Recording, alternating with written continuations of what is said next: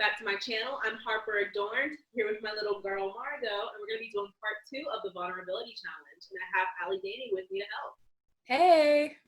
So we're going to be getting a little bit more in depth. Are you ready? You ready? You ready to find some secrets out about us? All right, well, enjoy. What is something you don't like about your personality and why? Something that I think I could change would for sure be my communication skills with other people.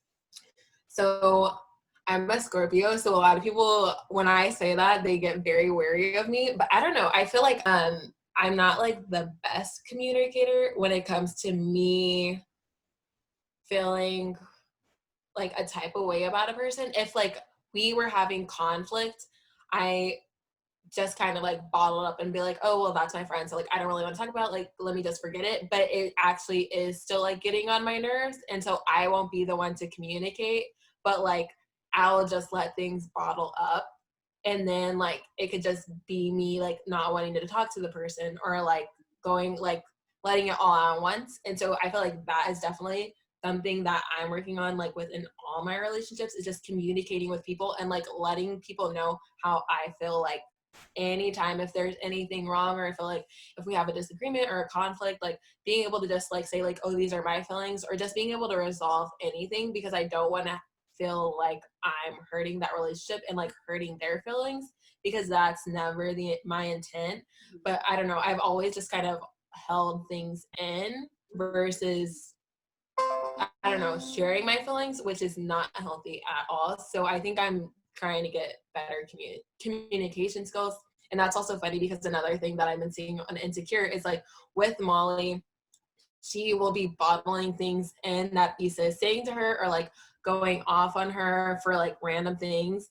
And like when I see her doing that, I'm like, oh my gosh, I could definitely like see me doing that in the past. But it's like, okay, people aren't trying to like hurt you. People, I mean, like your friends and your family have best interests. Like they're not trying to attack you, things like that. Or like if you're feeling a certain way, like don't hold off on it. Just communicate with that person, because like that's what I would want in return. So yeah. So I just want to point out that you're still thinking about it in someone else's eyes. Like you're not thinking about it only how it affects you. You're thinking about how it affects people you love. And so you're on the right path. Exactly. It's gonna get better. It's gonna get easier because you're not only thinking about yourself. You're not being selfish. You're thinking about how it affects your loved one. So right. Exactly. Thank you. So what is something that you don't like about your personality that you would want to change, and why? So I would say my like ridiculous need to be perfect. Throughout my life, I feel like I've been rejected so much that I felt like I needed to be perfect in order to be accepted. And so because of that, I'm really hard on myself. Like if I make a mistake, if I say something stupid, I beat myself up about it. And in turn, I also beat up the people I care about. Like if my boyfriend doesn't do something perfect, if my friends will do something perfect, I also antagonize them in my head. And that's something that I really don't like about myself. I want to be able to give myself some slack, give the people I love some slack. Because it's not fair. None of us are ever going to be perfect. Like we're all going to say some stupid shit. We're all going to make mistakes. And that's okay. I should be able to laugh it off. But at this moment, it's not very easy for me to laugh it off just because I hold myself to very high standards. But that's something I'm working on. Just cutting myself some slack, cutting the people around me some slack. Oh, that's good. And that's good that you're working on it. And you at least know what it is. Exactly. Like I know my shortcomings more than anybody else. And so I will always. Yeah. Same. All right. So let's jump into a more positive question for the depth. Yes. What is something that you love about your personality?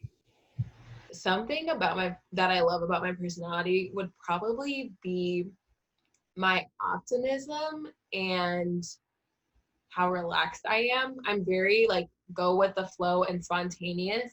So I'm pretty much down for whatever, like with my friends or family. Like if you want to go on like a night ride and like just go get some food, like I'm down for that. If you just want to like stay in, watch a movie, if you want to go out to a club, down for that. I'm just very like go with the flow. I don't need a like schedule, and I'm not one of those people where I go on a vacation and I have like everything planned out. Like yeah, there are a few things I want to see, but like I put the best time.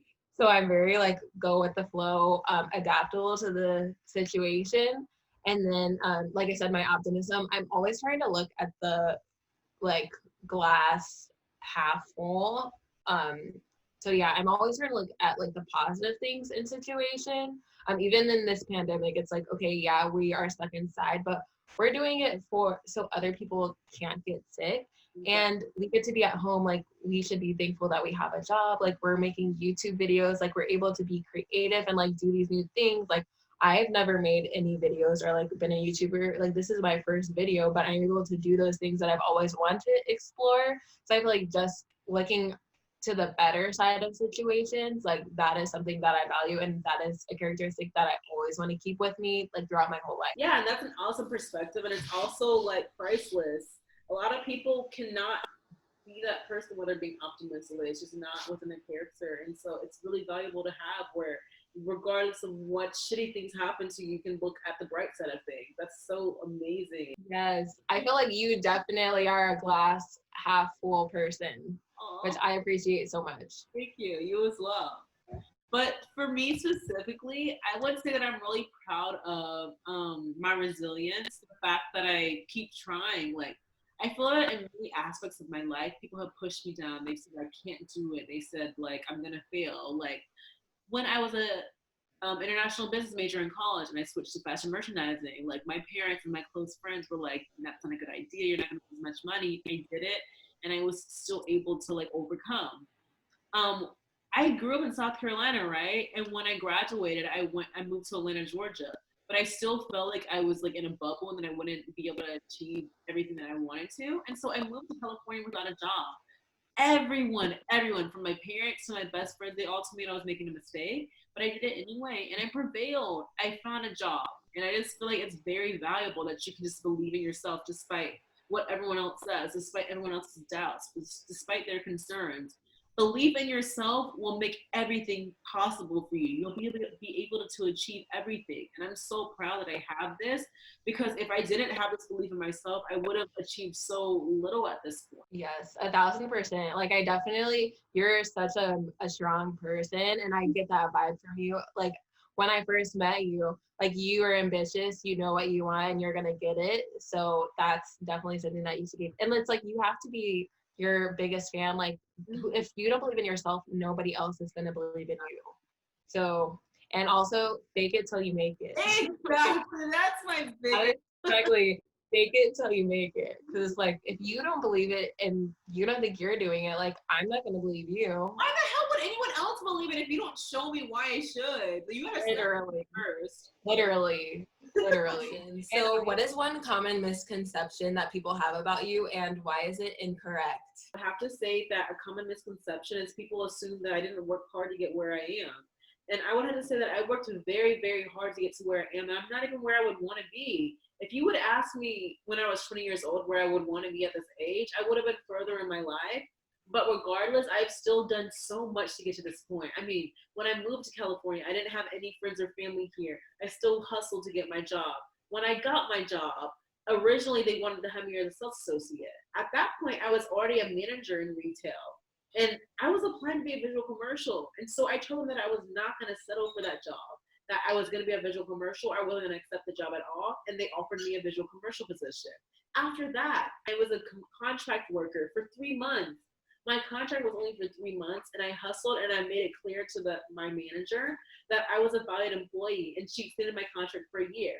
Everything I've done to this point, I've had to convince people and I've had to show people that I'm worth the chance. And I want people to know that I've worked for everything I've done up to this point. Ooh, that's good. And yeah, you're a hard worker, so. What about you? I think one misconception that people have about me is that I'm shy and quiet. I feel like when people meet me, maybe I give off that vibe, but it takes me a second. Like, I need to know the other person's vibe before I want to share like my personality with them. I'm obviously not going to be a mean person to them, but I feel like a lot of people just kind of say stuff like just to say things, but they're not actually putting anything out in the universe, if that makes sense. And I'm the same way. Like, when I say things, it may seem like I'm a blabbermouth, but if I feel like I don't need to say something, or if I feel like what I'm saying will be received, I won't say it. So okay with people not knowing my feelings. But when I step up and when I say something that like goes against the norm, it's because I feel like you need to know another perspective. It's because I feel like you're not being open enough to what another person is feeling. I have a lot of purpose behind my words. Exactly. I was like, I say things with a purpose, and it's because I want you to know, but it's not just because I'm trying to give like filler things. So, all right, so let's jump into the next segment and the last segment. What do you want your legacy to be? Ooh, this is like a very deep, hard one. I feel like, wow, that's what she said.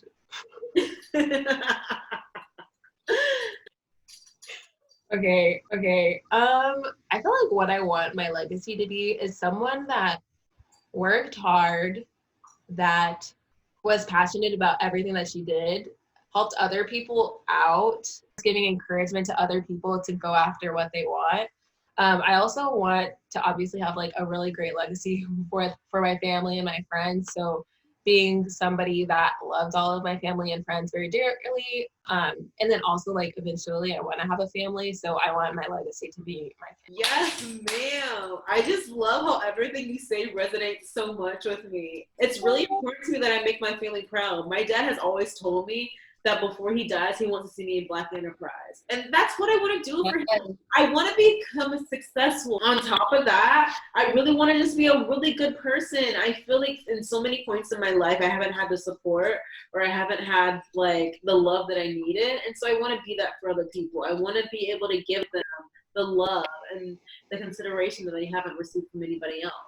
And then lastly, I just want to be able to do whatever I can to uplift the Black race. For so long, we've been shitted on. For so long, we've been undermined. And people.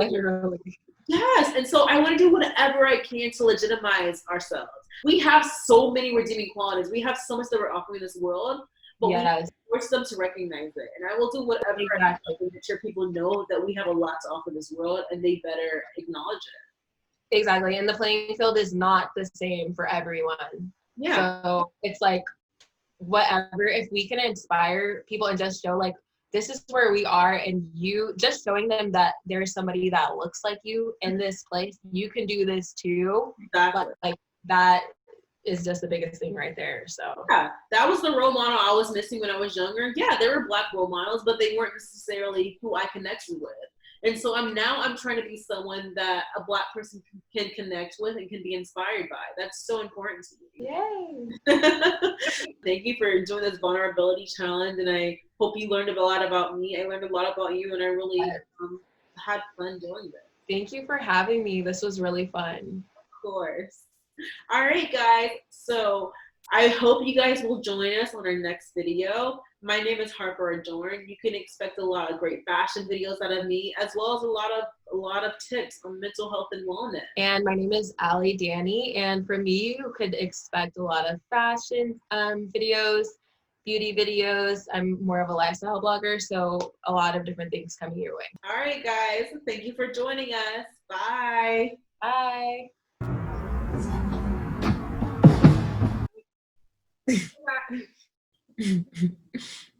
Your dog. I know. I cannot. What is she looking? I have no idea. She's just like this. It's so funny. Keep her in the video.